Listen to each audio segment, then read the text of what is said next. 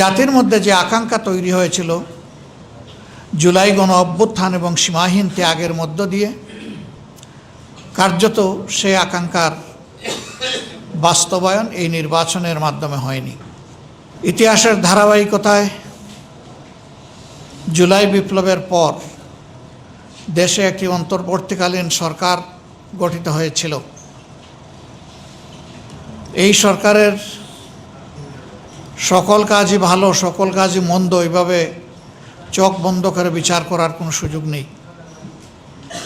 তারপরে এইটুকু বলা যায়, দৃশ্যমান আমরা যেটা পেয়েছি যে নতুন করে ওই আয়নাগরের অস্তিত্ব আর টিকিয়ে রাখা হয়নি, কাউকে ওরকম গুম হতে হয়নি। তেলের ভোগান্তিতে ক্লান্ত? এখনই কিনুন রাইডো, এক চার্জে চলুন 100 কিলোমিটার পর্যন্ত। মানুষকে নির্বিচারে গুলি করে পাখির মতো হত্যা করা হয়নি। মানুষকে হত্যাযোগ্য করার জন্য কোনো বয়ান তৈরি করা হয়নি। এইটুকু আমরা দৃশ্যমান দেখেছি। কিন্তু তাদের একটি পবিত্র দায়িত্ব ছিল, তারা যেহেতু ট্রানজিশনাল পিরিয়ডের সরকার, পাওয়ার ট্রান্সফারটাকে তারা স্বচ্ছ এবং গ্রহণযোগ্য করা ছিল তাদের দায়িত্ব। কার্যত এই দায়িত্ব তারা পালন করতে পারেননি, এই দায়িত্বে পালনে তারা ব্যর্থ হয়েছে। ফলে জাতির মধ্যে যে আকাঙ্ক্ষা তৈরি হয়েছিল জুলাই গণ অভ্যুত্থান এবং সীমাহীন ত্যাগের মধ্য দিয়ে, কার্যত সেই আকাঙ্ক্ষার বাস্তবায়ন এই নির্বাচনের মাধ্যমে হয়নি। কেন হয়নি তা আপনাদের সামনে পরিষ্কার। এই নির্বাচনকে সুষ্ঠু হতে দেওয়া হয়নি। এখানে ব্যাপক ইঞ্জিনিয়ারিং করা হয়েছে। ইন্টারিম গভর্নমেন্টের একজন উপদেষ্টার মুখ থেকেই তার স্বীকৃতি এসেছে, তিনি প্রথম রাজসাক্ষী। প্রফেসর ডক্টর ইউনূস তিনি যুক্তরাজ্য সফর করেছিলেন। সফরে যাওয়ার একদিন আগে জাতির সামনে ভাষণ দিয়ে তিনি বলেছিলেন, নির্বাচনটি অনুষ্ঠিত হবে এপ্রিল মাসের প্রথমার্ধে এবং নির্বাচন কমিশন তার উদ্যোগ গ্রহণ করবে, বাস্তব পদক্ষেপ গ্রহণ করবে। তিনি গেলেন, সেখানে বর্তমানে যিনি প্রধানমন্ত্রী, তখন তিনি জাতীয়তাবাদী দলের ভারপ্রাপ্ত চেয়ারম্যান ছিলেন, তার সাথে বসলেন। বসে তিনি দেশে না এসে তার পক্ষ থেকে সেখানে একটা জয়েন্ট প্রেস স্টেটমেন্ট করা হলো। তিনি যে ঘোষণা দিয়ে গেলেন মাত্র 4 দিন আগে, এটিকে বদলে দিয়ে তিনি বললেন যে এই নির্বাচন ফেব্রুয়ারির প্রথমার্ধেও হতে পারে। আমরা এটার তখনই প্রতিবাদ করেছিলাম যে বিদেশের মাটিতে বসে দেশের নির্বাচনের ডেট কেন ঘোষণা করতে হবে। 2 নম্বর, বিএনপি একমাত্র স্টেক হোল্ডার নয়, এখানে আরও নিবন্ধিত তখন 39টা বা 41টা দল ছিল।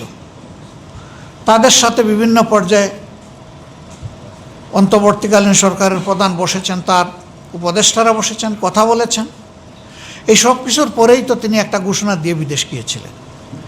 তিনি কারো সাথে কথা না বলে শুধু একটা দলের নেতার সাথে কথা বলে সেটা কেন বদলাতে যাবেন? এইটাকে আমরা একটা অসুস্থ প্র্যাকটিস বলে উল্লেখ করেছিলাম এবং বলেছিলাম যে তিনি একটা ভুল বার্তা জাতিকে দিয়ে এসেছেন। তারই ধারাবাহিকতায় নির্বাচনী ইঞ্জিনিয়ারিং হয়েছে। এখন শুধু বিগত ইন্টারিম গভর্নমেন্টের উপদেষ্টাই নয়, বরঞ্চ স্বয়ং সরকারেরই একজন প্রতিমন্ত্রী তিনিও বলে ফেলেছেন যে আন্দোলন করেছে ছাত্র যুব সমাজ, আমরাও ছিলাম, তবে প্রফেসর ডক্টর ইউনূস ক্যাপ্টেইনের হাতে যুক্তরাজ্যে গিয়ে তিনি ট্রফি তুলে দিয়ে এসেছেন। ট্রফি যদি ওখানেই তুলে দেওয়া হয় তাইলে আর নির্বাচন থাকলো কোথায়? এটি দ্বিতীয় রাজসাক্ষী। এর মাধ্যমে এটা প্রমাণিত হয়ে গেল যে নির্বাচনে যোগসাজশের মাধ্যমে ব্যাপক অনিয়ম করে জনগণের প্রত্যাশার কবর রচনা করা হয়েছে। 2টি ভোট একই দিনে একই সাথে অনুষ্ঠিত হয়েছে, 2টি ব্যালটে, পৃথক ব্যালটে। একটি ভোট ছিল জাতীয় সংসদ সদস্য হিসাবে যাকে তারা নির্বাচিত করবেন। আরেকটি ভোট ছিল গণভোটে হা কিংবা না। এখানে 4টি সুস্পষ্ট প্রশ্নমালা ছিল। এর ভিত্তিতেই জনগণ তাদের রায় দিয়েছে। 2টি ব্যালটেরই সদ্ব্যবহার হয়েছে। যারা ভোট দিতে এসেছেন তাদের 68 ভাগের উপরে জনগণ হার পক্ষে ভোট দিয়েছে গণভোটে। আর বিগত সরকারের যে উপদেষ্টা বলেছিলেন যে আমরা তাদেরকে মেইন স্ট্রিম হতে দেইনি, তাদের 168টা পাওয়ার কথা ছিল, আমরা 100টা কেটে নিয়েছি, তাদেরকে 68তে আমরা বেঁধে দিয়েছি। আপনি দেওয়ার না দেওয়ার কে? Who has given you that power? এটা চরম লজ্জাজনক। কিন্তু সত্য চাপা থাকে না, বের হয়ে আস।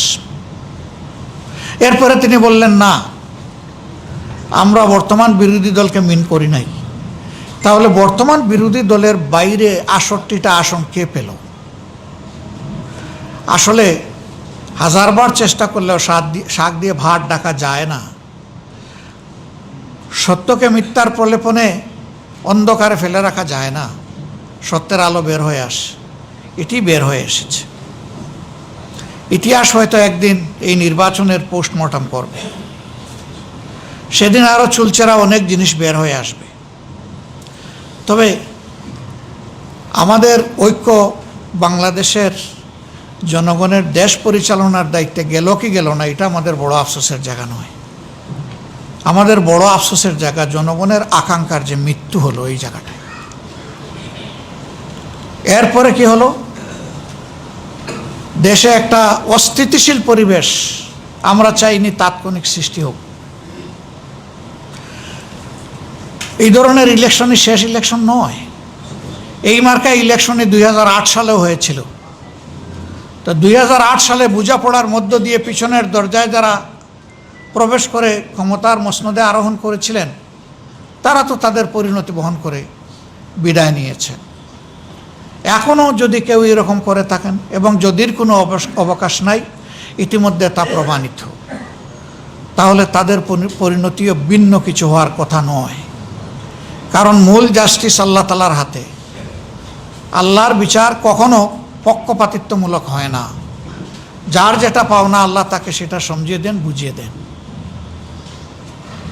আমাদের আফসোসের জায়গা হচ্ছে 54 বছর বাংলাদেশের জনগণের ভোটের অধিকার আর কতদিন এইভাবে চূড়াবালিতে হামাগুড়ি খাবে?